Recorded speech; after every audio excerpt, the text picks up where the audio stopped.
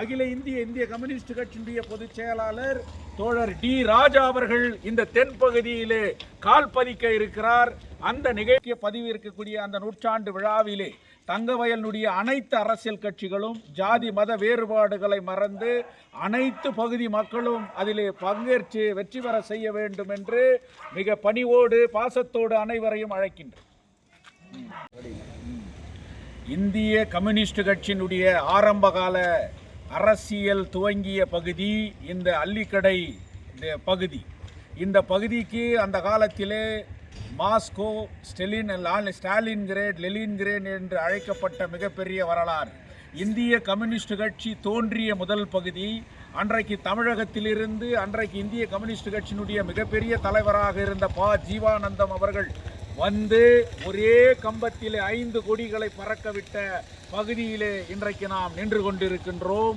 தங்கவயலுடைய மிகப்பெரிய தலைவர்களான முதல் சட்டமன்ற உறுப்பினரான அமரர் கே. சுவாசன், தொழிற்சங்க தலைவராக அன்றைக்கு இருந்த VM கோவிந்தன், MC நரசிம்மன், 1952 அமரர் கே. சுவாசன், 57 MC நரசிம்மன், 1962 தங்கவயல் வரலாற்றிலே மறக்க முடியாத பகுதி ரிசர்வ் தொகுதியாக ஆக்கப்பட்ட போது CM ஆறுமுகம் அவர்கள் வெற்றி பெற்று விட்டார் என்று கொக்கரித்த காலத்திலே யானையிலே ஏறி அவர் வெற்றி கொண்டாடி வந்தபோது இந்த தென்பகுதியிலே ஸ்டாலின்கிரேட், லெனின்கிரேட், மாஸ்கோ என்று அழைக்கப்பட்ட இந்த அல்லிக்கடை பகுதியிலே அன்றைக்கு ராஜகோபால் அவர்கள் சவுத் எண்ட் பூத்திலே அதிகமான வாக்குகளை பெற்று இந்திய கம்யூனிஸ்ட் கட்சியினுடைய சட்டமன்ற உறுப்பினராக தேர்ந்தெடுக்கப்பட்ட மிகப்பெரிய வரலாற்று பகுதியில் இன்றைக்கு நின்று கொண்டிருக்கின்றோம்.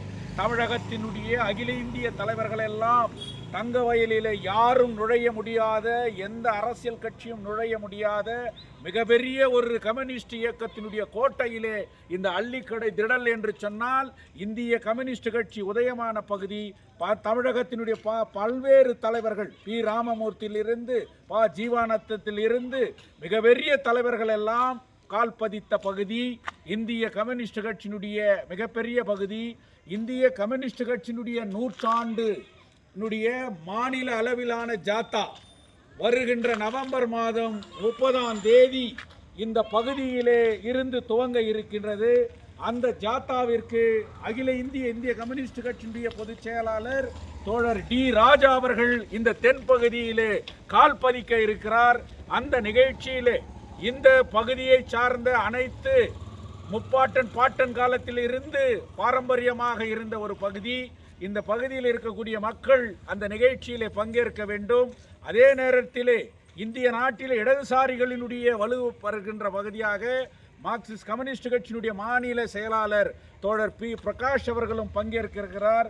தங்கவயலுடைய இந்தியா கூட்டணியை சார்ந்த திமுக, விடுதலை சிறுத்தை கட்சிகள், இன்றைக்கு தலித் அமைப்புகள், காங்கிரஸ் இயக்கத்தை சார்ந்த மிகப்பெரிய தலைவர்கள் எல்லாம் அந்த நிகழ்ச்சியிலே பங்கேற்க இருக்கிறார்கள். தோழர் டி ராஜா அவர்கள் 30ஆம் தேதி கால் பதிக்க இருக்கின்ற இந்த பகுதியிலிருந்து அனைவரையும் அந்த நிகழ்ச்சியிலே பங்கேற்று கலந்து கொண்டு வெற்றி பெற வேண்டும் என்று இந்திய கம்யூனிஸ்ட் கட்சியின் சார்பாகவும் அந்த நூற்றாண்டு விழா குழுவின் சார்பாகவும் மிக பணிவோடு கேட்டுக்கொள்கின்றேன்.